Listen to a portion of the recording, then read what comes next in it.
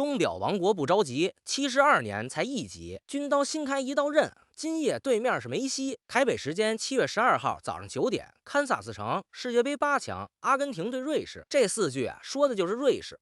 上一輪他們跟本届最燙的哥倫比亞熬戰120分鐘，0-0，一個球都不讓人進，點球大戰4-3，把對手送回了家。這一下，瑞士時隔72年重返世界杯8强。上一回他們站的這個位置，還是1954年，電視機都沒普及的年代。可命運給這份遲到了72年的禮物，附贈了一道地獄難度的考題。對面是衛冕冠軍阿根廷和一個39歲，本屆已經轟了8個球，金靴榜獨跑的男人梅西。上一輪，這位爺剛帶隊上演了0-2落後13分鐘連进3球的世紀逆轉，所以今天這筆賬就一個算法。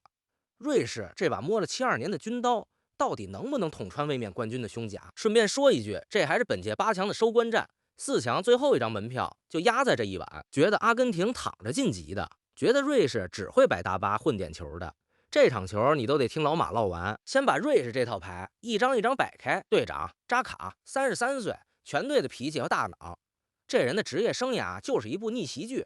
當年在阿森納當隊長，因為跟球迷衝突被擼掉袖標，滿場噓聲，幾乎被趕出倫敦。他咬着牙留下來，把口碑一點一點掙回去。走的時候全場起立鼓掌。轉會勒沃庫森，第一個賽季就帶隊踢出德甲歷史上頭一個不敗奪冠賽季，雙冠加身。如今人到33又跑去英超，帶桑德蘭這種小隊打天下，把一只升班馬帶得有聲有色。這種帶隊打逆風球的手藝，正是世界杯8強最值錢的硬通貨。順便說一句，他還是瑞士隊史國家隊出場記錄的保持者，100好幾十場踢下來，什麼大風大浪沒見過，被打倒過，被噓過，被放棄過，然後全都贏回来。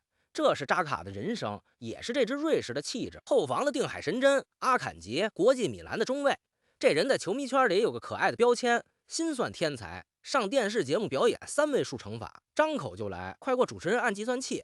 場上的他也一樣，站位像提前算好了公式，你的傳球路線還沒畫完，他人已經站在答案上了。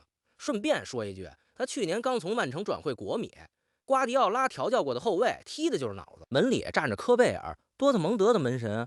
正當打之年，他身後還有37岁的老门神索莫在队裡压陣，一队2代门神，這配置全歐洲都眼饞。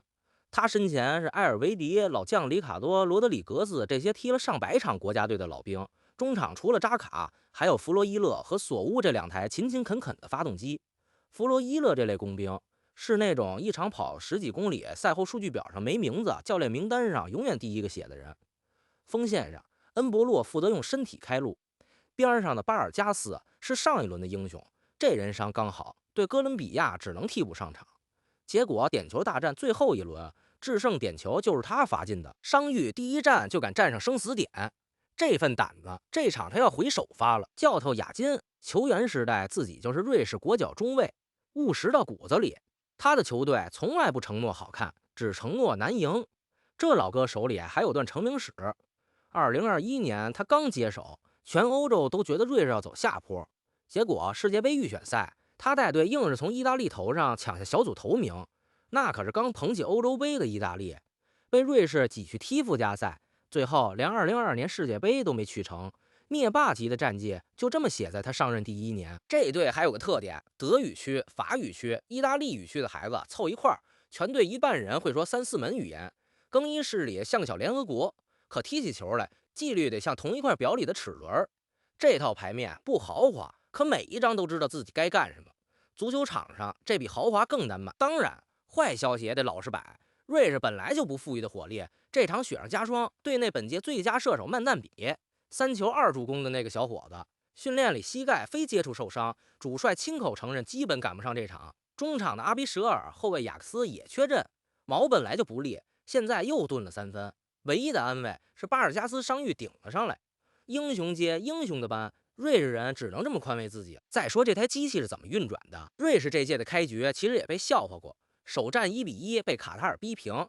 畢竟上屆世界杯卡塔爾還是3戰全敗的東道主，全歐洲的段子手都出動了。結果人家不吵不鬧，轉頭4-1把波黑打服，再2-1掀翻東道主加拿大，小組頭名不敗出現。32強2-0干淨利落送走阿爾及利亞。真正的成名作是上一輪。对面的哥倫比亞是本屆殺進16強時最燙的隊，4場不敗，3場零封。迪亞斯們的南美鋒線人見人怕。結果呢，瑞士人用120分鐘把這鍋滾油一點一點地熬成了溫吞水，不給空間，不給節奏，不給情緒。迪亞斯們一路踢得風生水起，碰上瑞士120分鐘愣是一個球沒撈着，0-0拖進點球，再4-3把你送走。賽後有句評價特別到位：瑞士人不打敗对手，瑞士人取消对手。數一下账本，6場不敗，全届总共就丢了3個球。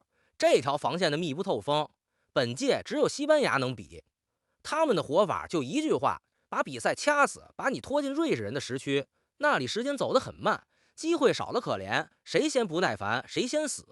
這隊走到今天沒贏過任何一場輕鬆的球，每一分都是擰出來的。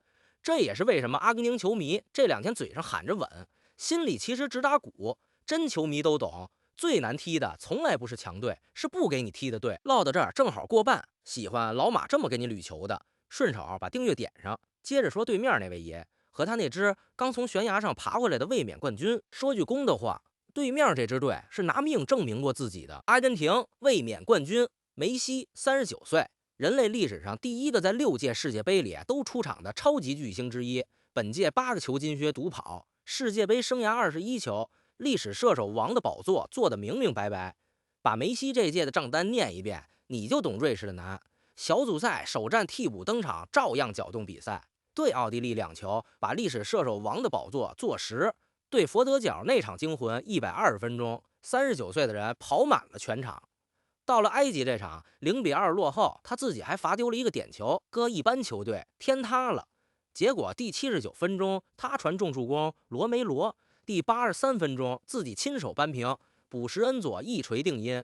13分鐘3個球把埃及人的美夢當場碾碎，罰丟點球的4分鐘後就把自己贖回來，這不叫狀態，這叫意志。這支隊的心臟是鈦合金做的。可理性看，衛冕冠軍的血條也是肉眼可見的在掉。頭一條歲數26人名單裡6個30往上，梅西39，奧塔門迪38，3個門將全部32往上。賽前美國媒體的評估就直白，這支阿根廷更老了。這個年齡結構，8強8支隊裡獨一檔。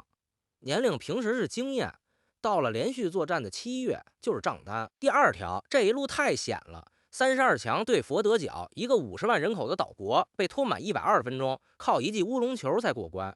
16強又被埃及摁着打到0-2，贏是贏了，可連續2輪都在懸崖邊跳舞。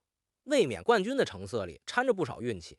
埃及主帥賽後甚至公開炮轟裁判不公，說世界杯在偏袒衛冕冠軍，話有情緒。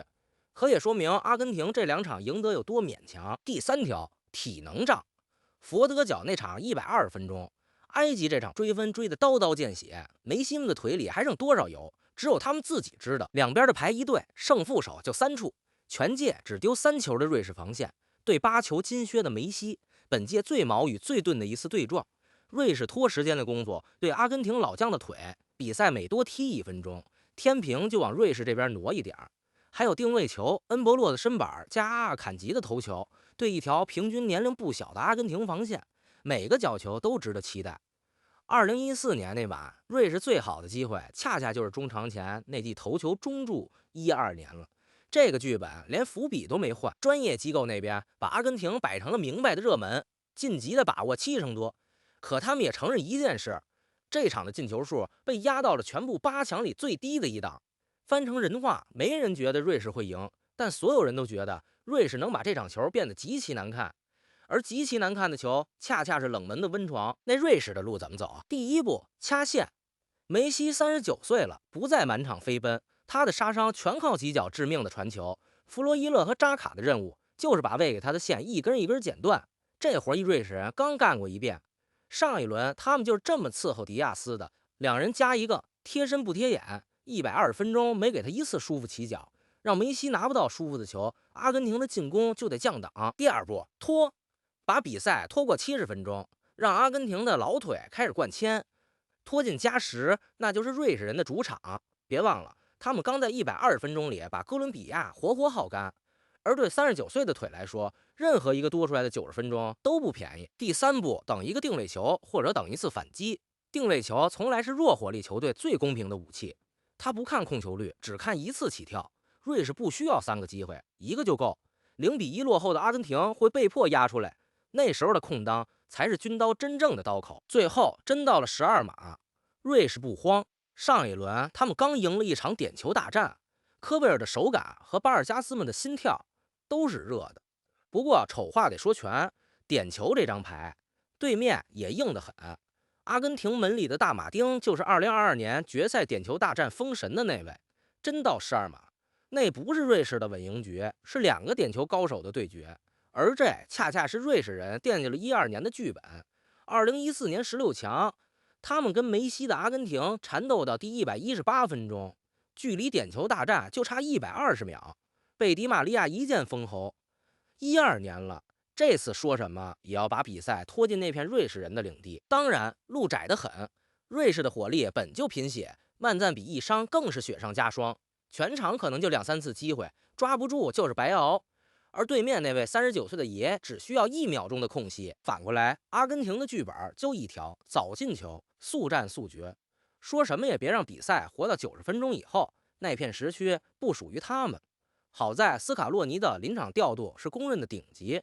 2022年那座杯，一半是梅西的，一半是他排兵布陣排出來的。鬥棋這一項，瑞士未必占得着便宜。一場球2個考驗，一個考驗耐心，一個考驗神經。為什麼說這場球瑞士人等了72年？歷史賬補一筆不漲。72年什麼概念？1954年那批瑞士球員，如今在世的最年輕也90多歲了。那年世界杯就辦在瑞士自己家。那屆他們4-1掀翻意大利，殺進8強，結果碰上奧地利，踢出了一場至今還掛在世界杯紀錄榜第1行的瘋球，7-5，全場12個進球，世界杯歷史上比分最高的一戰。瑞士輸了，可那支球隊從此定格成傳奇。